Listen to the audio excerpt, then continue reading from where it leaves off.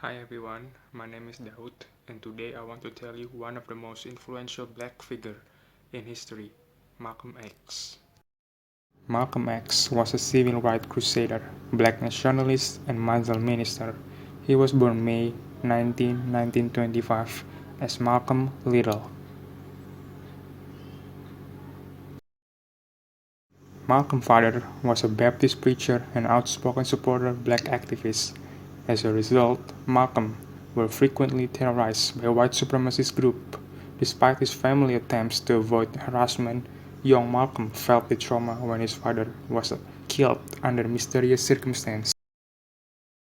At age 6, Malcolm X entered a foster home because his mother suffered a nervous breakdown. Though he is a good and intelligent student, he dropped out of school at age 15, bouncing between Boston, Flint, and Harlem during his teenager.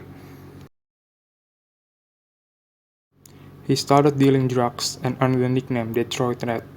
At 21, he went to prison because he's dealing with drugs.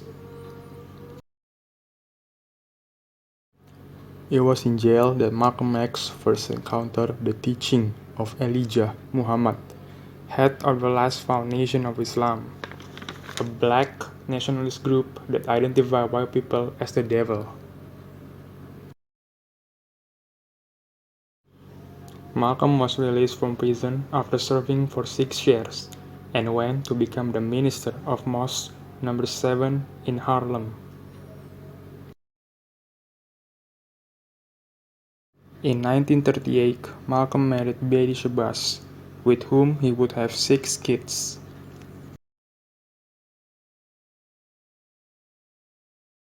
Malcolm rapid rise began the organization New Admire.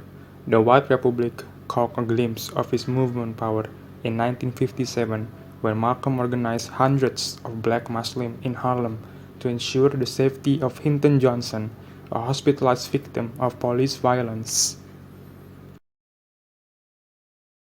His advocacy of achieving by any means necessary put him at the opposite end of the spectrum from Martin Luther King Jr. Malcolm X's politics also earned him the ire of the FBI, who conducted surveillance of him from his time in prison until his death. Disenchanted with corruption in the Nation of Islam, Malcolm X left the organization for good. In 1963, Malcolm X went to Mecca, Saudi Arabia. Then he experienced a spiritual journey on there. In June 1964, he founded the Organization of Afro-American Unity. His moderate philosophy became influential. Still, Malcolm X's return was not easy. Death threats, many followers from Elijah Muhammad threatened him and his family. Eager to make a statement, Malcolm X collaborated with Alex Haley on an autobiography. Sadly, he will never see the book's success. On 1965, before his speech, Malcolm X was shot to death by 3 members of Nation of Islam.